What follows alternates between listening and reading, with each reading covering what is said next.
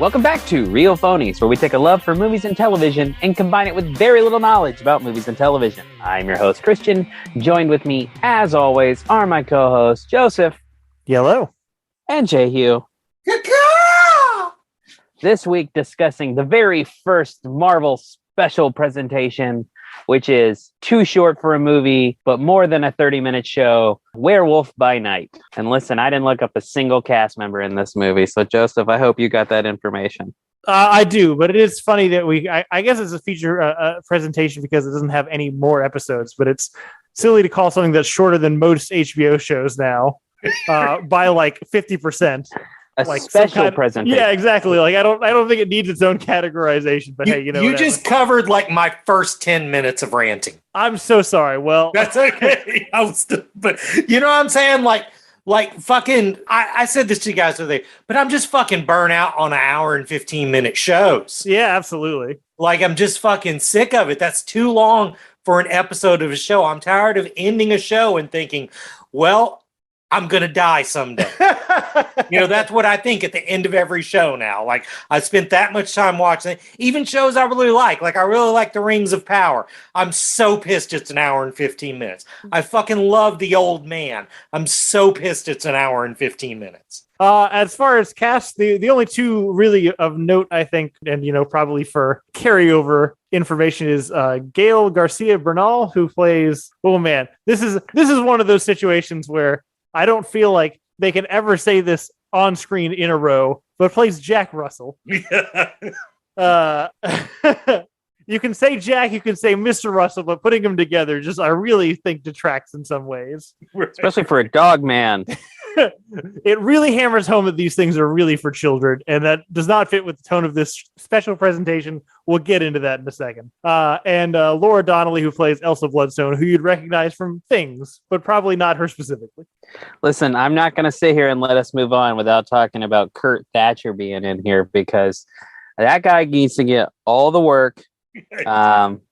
He famously played the punk rock kid in Star Trek 4 on the bus. He looks the exact same as he did then.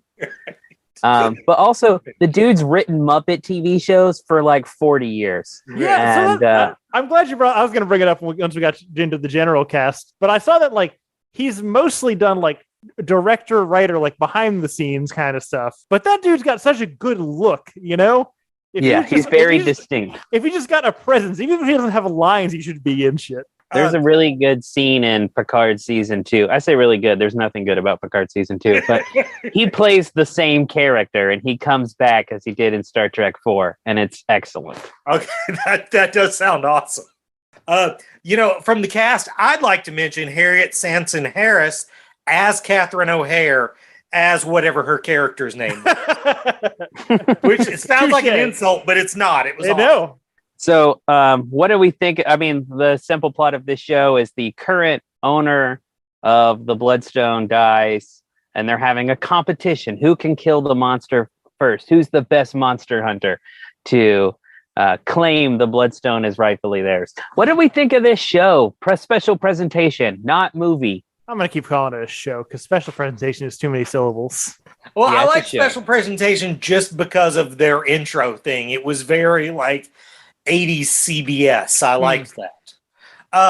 Man, I fucking loved this. It's probably my favorite thing of whatever phase we're in, the post-Thanos phase. I liked Multiverse of Madness a lot. I liked No Way Home, but this is just far and away my favorite thing. And they need to do more shit like this. I'm going to continue to harp on the length. I loved how much we got of this because at the end of it, I wanted more. I wasn't like, well, that's taken a chunk of me. It was like, it didn't explain every single thing about these characters. And I thought that was great because it left me to try to fill in some of the space, which for me as a kid reading comics was one of the more fun thing about reading comics is trying to work out how these characters interacted with each other, which is something comic movies don't let you do at all. They lay out every single thing in painstaking detail. I was to say, I'm with you, Hurt. It's great. I loved it. It's campy, and I like how isolated. It feels like there's truthfully no connection to the MCU in it. And I know that's a big complaint people have about this phase that we're in, but I think it really plays to the strength of this show. I could have used one connection, which I'll talk about in spoilers, but for the most part, I really, really, really dug it. And again, there's a lot of topic if the MCU should have ended after Endgame, but like, this might be my favorite year because I loved Multiverse of Madness. I love She-Hulk, and now I love this, and I have pretty high hopes for Black Panther. So, like, they're hitting on all cylinders for me right now, even though Love and Thunder is probably my least favorite MCU movie. Yeah, so I went into this like super cold. I barely knew it existed before we did our D23 episode. I heard you guys liked the trailer, and then I never watched the trailer. I don't know anything about any of these characters. And honestly, the fact that you guys were kind of excited about it is the only reason I agreed to watch it. And now I've watched it, and it was really fucking fun. It also might be my favorite thing that's come out from Marvel in like the last couple of years. I hope this podcast is for other people what you guys were for me. And like, yeah, I guess I'll listen and see what these guys have to say, and maybe I'll give it a shot because it's 53 minutes long and kind of touching on Hert's point, for somebody who hates longer shows and is criminally on their phone when I'm watching TV shows. I was not on my phone when I was watching this. I put my phone down because I kept being interested in like what was going to happen next. I 100% the same. I had my phone and my iPad handy. I was like, I am ready to not pay attention to this. Exactly, yeah. But it locked me in. I really liked it. There's been a lot of talk about, since it's in black and white, of it being a throwback to like, sort of early Hollywood horror movies. And it definitely is. But it also really feels like a horror comic, in that horror in comics is still pretty safe horror. And this is pretty safe, campy horror. But I liked it a lot. I didn't want to touch on something that Christian said. There is definitely that, like, it feels old school. It's definitely got like a camp element. But I also feel like it's got pretty like solid tension in moments. Like it's not like it's not goofy, at least in its entirety. I think there are moments that are like meant to be that way, but I think it also is like effective when it wants to be in kind of being suspenseful. Well, I was going to say, kind of following after what you guys are saying, like shout out to Michael Giacchino. No fucking kidding. No clue that guy could direct, and this is such a good balance of like ode to universal horror. Right. And while also like, again, balancing this is still going to probably be watched by children because it's an MCU thing. And also feeling like, taking something that people could not connect or relate to, like when they rebooted The Wolfman a few years ago and tried to just make a new universal horror film and didn't connect with audiences. I think this does the exact same thing, but does connect with the audience. Right. And all of that goes back to him. I mean, that shot of Elsa in the cage while he's transforming is phenomenal. It is excellent. Yeah. And again, it's not relying on like modern technology and showing us the transformation. It feels like a classic horror film, but yet it builds tension well. And I don't know, I just really, really impressed with what that guy was able to do and deliver. Because you guys know they made this in like 2 weeks. No way. Did they really? Yeah. Awesome. That is awesome because it is awesome. Yeah. So better than Transformers. Yeah, better than Transformers. Definitely. Way better than Transformers. Are we delving into spoiler territory? Is that what we're marking off? I think we should delve into spoiler territory because I want to talk about how awesome Man-Thing looked. So fucking good, dude. So good. Man, if you don't have a lot to spend on your CGI budget, fucking put your shit in black and white because he looked so fucking cool and so right. There was like maybe one spot where I didn't think he looked cool, but that's really good for like a TV show that they made in 2 weeks.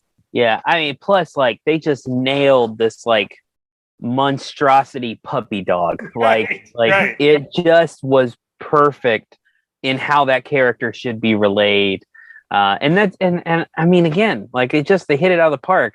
We see him, and then Jack has this interaction with Elsa, and he's like, "Oh, call him Ted." Like it's such a great little bit that tells you everything you need to know in like 5 words. 100%. This show really Again, a campy, silly show, but really respected the intelligence of the people watching. Also, man, I loved seeing his power work. It looked so cool on screen. The fucking burning touch, it looked great. Yeah. Man-Thing was the standout for me. I was so pleased with how that character turned out. Because I'm a sucker for both Man-Thing and on the DC side, Swamp Thing. Something about mutant monster nature men pulls at my heartstrings. And I want to see more of him. I want to see so many adventures of Jack Russell and his buddy, the giant plant. They were just really, really endearing. That would be pretty fun. My one, I don't know, I can say gripe, complaint. I don't even need it or want it. I just thought this would have been a fun chance to show off Blade, since who the fuck knows when Yeah. Right. Particularly because that dude's a monster hunter. Correct. Get in with it. Yeah. I do like to think that he thinks that he's too cool for these monster hunters, for sure. Also, I mean, give Michael Giacchino Blade. Like, he did it. He At proved this point, himself. yeah. He's the guy. Yeah. 100% agree. Don't let it fall apart. Don't let Mahershala drop off. Give it to Giacchino. But see, here's I my would thing. love it if Blade looked exactly like this. I did too. I thought to myself, well, this should be how they fucking make their Blade movie. But I don't know that maybe Feige or Mahershala Ali agree with that entirely. But to me, like, I was like, no, this is what all MCU horror should be. Is this? I can say, I'll tell you, one of the things that I really loved about it is one of the things that I don't necessarily think we've lost necessarily in the MCU or the Marvel movies, but film TV is very much predicated on two people sitting in a room talking. Right. And I definitely feel like in a lot of the things that we watch, the parts where it's people talking feel like they are the filler between the action set pieces that we're trying to get to later. And I feel like this one did such a good job of, this is both, it's like the central premise of the whole thing. It's the central tension of the whole special. You can sell me anytime. It's just a bunch of people in a room who don't know each other, who are trying to figure out if anybody is who they say they are. Right. Like, I fucking love that any day of the week.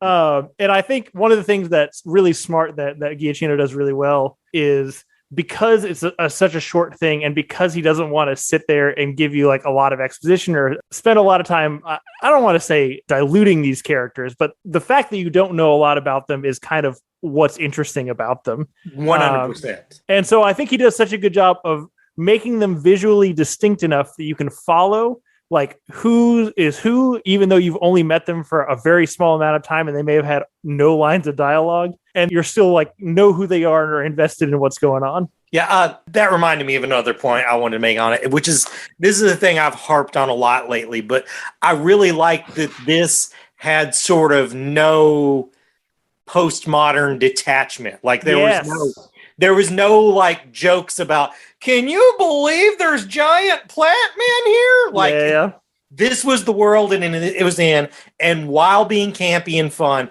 it also took it seriously. Yeah, I mean, to that point, I guess, like, to me, the closest comparison I can make to this movie is that it's Marvel's Young Frankenstein, which is such a combination of words that appeal exclusively to me.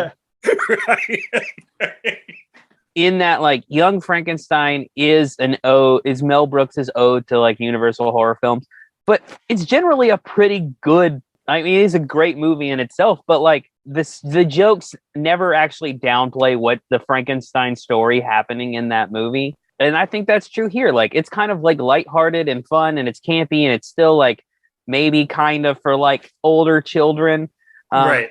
But that never takes away from like, these are people hunting a monster and they're competing with one another to the point where they're willing to murder each other. Right. Like, it's just such a good balance of fun and yet like an adult concept that it feels really special. Also, man, first of all, the Young Frankenstein thing is a great point. How cool was it also that we got a Daredevil hallway fight with a werewolf and a bunch of splattering blood? And it was so much cooler than any Daredevil fight. 100%. No, I really like this. I want to watch more of these characters, and I like this format. I think there are plenty of characters that we could have just, honestly, this should have been Moon Knight. I mean, definitely. The thing I really thought about this is none of the Marvel shows that have been on Disney for free, I've rewatched. I've enjoyed mostly all of them, but I haven't rewatched any of them. I can see myself rewatching this multiple times. For sure. See, I would like a very similar premise to this, which won't work because we've already done it, but of kind of, all of our spooky Marvel characters all in the same kind of scenario where they're all meet in the room. They all don't really know each other. They're under the intel that one of them is not who they say they are, and then the ultimate reveal at the end is that the person who set it up as a trap, and that's how they like all meet and make like some kind of night Marvel team. Midnight Suns origin movie. That's what I'm saying. Yeah. Yeah. I would love that, but that they've already kind of done that too well here, I think, to replicate that formula. For sure. Yeah. Man, is there anything else you guys can think of that you'd like to see in this format? Like any other Marvel thing? Like the special presentation? Yeah, and just an hour one and done thing. Doesn't have to be a world shaking end of the universe thing, just a little story with, with characters that are cool. Like I said, I think this would have been a better format for Moon Knight. I mean, we didn't even get a Moon Knight origin story. I think this would have been just totally fine. I was about to say, I feel like you could probably soft open a mutant hero here somewhere. Ooh, that would be like a Gambit. I was going to say Gambit, but I was like, no. But yes, that was what I was thinking. Gambit would be good. I feel like something cool could be done with the Kingpin in this. Again, room full of criminals. Yeah. Maybe some B-list criminals that would never see a spotlight beyond this. I also think if we ever were to do a sincere Tom Holland Spider-Man origin, this would be where to do it. Instead of making it a big 2.5 hour movie, like make a straight adaptation of Amazing Fantasy 15. But yeah, I mean, no, that's a good idea too. Like, I don't think Sony would ever let that happen on Disney Plus. Oh no, 100%. That was definitely dream booking there. That's nothing that would ever happen. I don't know if this is actually true, but the IMDb trivia says that the show was in black and white, so it wouldn't get an MA rating from like the blood and violence aspect, which I'm kind of suspicious of. I'm not sure that's actually true, but I know they tend to aim more family friendly when possible, but it feels a little bit like it was designed this way from the start. I could see this being an artistic decision that was sold to the bean counters under that premise. Yeah, okay, I can see that. Like they wanted in black and white. The bean counters like, nah, kids aren't going to dig that. And it's like, but we can put a bunch of blood in it and not get an MA rating. Okay, let's do it. Yeah, fair enough. Anything else on Werewolf by Night? Oh man, if you haven't watched it, watch it. I would say, I don't really know a lot about children, but I say if you wanted a pretty safe little scary thing to watch around Halloween with your kids, this might be it. Yeah, I agree with that as a person who has children. I will say I did scrolling through, I saw two characters that I think this would work for. Controversial opinion. I really like Daredevil in small doses. Don't give me an 18-hour show. Give me a 1 hour, kind of mini movie. Number 2, Silver Surfer. Silver Surfer would be good. Yes. I don't need an 8-episode arc of Silver Surfer, but if you wanted to give me an hour of this dude, his origin story, his relationship with Galactus, and then introduce him again later on in Fantastic Four or something, I think that's the appropriate amount of time. Well, because also with Silver Surfer done right, there's just got to be a lot of lamenting. Yeah. So, maybe I don't need 8 hours of that. Right, exactly. Maybe 50 minutes would be a good way to do that. But this shit's good. Make more of it. Is this guy coming back, do we think? Oh, absolutely he's coming back. 100%. That was the one thing I wanted to say about the casting that I forgot to say. Somebody on the show, maybe Michael Giacchino, is the only person on Earth who's seen Mozart in the Jungle, because that's what this guy is from. I mean, look, I don't know if that's lost the collective consciousness, but there was a solid 2 years in the mid 2010s where every single screen that you looked at was trying to get you to watch Mozart in the Jungle, and you fucking didn't. But somebody did, and now this guy has a job at Marvel. The only thing I knew him from was E2 Mom Bien. What is the name of that movie? Like the two dudes are on the road trip with the older woman and they're both trying to hook up with her. You guys remember this? Yeah. Yeah. He's in that. But that's it. What a strange track record. Yeah. All right, that's Werewolf by Night. Hopefully they continue to make more of these. Hopefully we keep getting Michael Giacchino jobs as a director, but also as a composer. Either one's fine. Well, that's it for this. What have you been watching the past however many weeks it's been, guys? I guess the only thing I want to talk about, which is not as good as a week later now, but Rings of Power episode 6 is the best fucking episode of television in years. It is stupid good.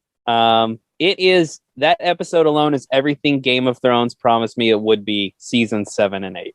It's so fucking good. And episode 7 is pretty good, but it's not nearly as shocking as episode 6.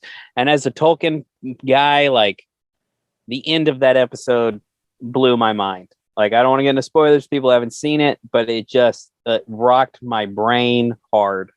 The only other thing I watched is the film Respect, and it's not very good. I love Jennifer Hudson, and listening to her sing The Queen of Soul was, I would say it's worth the 2 hours, but I'm not entirely sure. Also, like, I mean, I appreciate when a biopic or however you say it doesn't make the main person like out to necessarily be a hero, but that movie makes Aretha Franklin out to be a bitch. Like she is mean to like everyone around her in that movie, and I don't know if that was on purpose, but like I really like she's like mean to her own children, like mean, and that felt really different than normal of those movies. But we watched it because a guy Kate's friends with plays her piano player, and he's in quite a bit of the movie. So you know, whatever. That's crazy. Cool. Yep, it's worse than Transformers. And I'm sure we'll talk about She-Hulk eventually, but that Daredevil episode fucking kicks. Yep, I agree. Totally. That's it. Well, first of all, I'm still on like episode 4 of Rings of Power. The aforementioned super long episodes have been making it hard for me to power through, even though I enjoy it. But that makes me want to power through, so maybe I'll catch up. Dude, 6 is so fucking, it's so good. Right. So good. All right, 2 things to talk about. First one relates back to what we just talked about. So, as far as Werewolf by Night goes, I actually don't know if I've ever read a Werewolf by Night comic. I actually think on an earlier episode, I may have misrepresented Werewolf by Night as Man Wolf, which is a completely different 70s Marvel wolf character. So I really actually didn't know a lot going into this thing when I watched it. So after it was over, there were certain things about it I kind of wanted to know more about. Like I wanted to know if any of the, Monster Hunter characters are pre-existing. Like particularly, I thought the like 8-foot tall lady that looked like a David Bowie monster looked cool. Mm-hmm. I was wondering if she was a thing. So I watched my first, and I assure you, my last ever Easter egg video. People who do this with their life need to be shot. I hate them. It was so fucking dumb. It's like I can't even explain it. He wasn't even making observations about, here's the thing in the background you might not have noticed. It was like, hey, in the back there's a Sphinx, so maybe this ties into Moon Knight. Maybe it does. Who gives a shit? Maybe it doesn't. Maybe there's more to Egypt than just Moon Knight. And while he's doing that, he doesn't even notice that Wendigo is in the back. Come on. I mean, look, I'm a believer that those videos probably started with people who knew what they were doing, but then a lot of people realized that people will click on it if you say 10 things you missed in anything, Right. And then they just string a video together regardless of their credentials. Well, I mean, like at one point he mentions that the only color you see for the most of the movie is red. This was also employed in the movie Pleasantville. What the fuck does that have to do with anything? I was so angry at the end of watching this. I learned nothing about this thing except this guy had a really shallow knowledge of movies. The internet may not be for you. It may not be. I don't know. Maybe other ones of these is good, but this one that I watched just ruined this shit for me forever. I will never watch another one. The other thing I wanted to talk about, which, I wanted to ask you guys about, although this is probably really more a question for Christian than it is for you, Nips. So the Black Panther trailer. Yeah. When you have read comics in the past with Namor in it. Did you picture his little feet as flappy?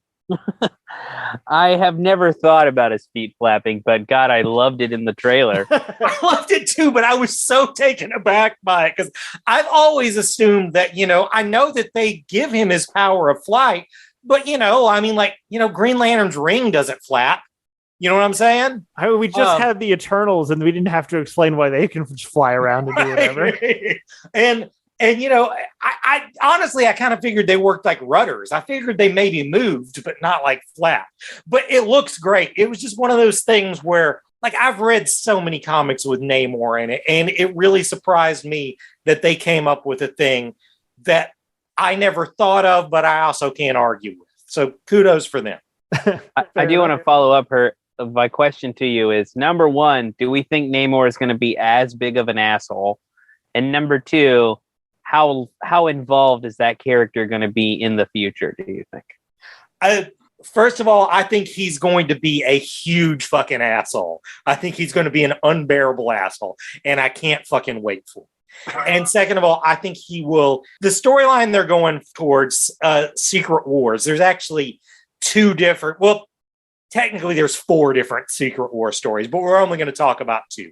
There's the first one, and there's the last one, which were both just called Secret Wars, no number. And in the last one, there was this story that's kind of hinted at in Multiverse of Madness called the Incursions, which are basically where 2 alternate universes have to fight with each other for survival.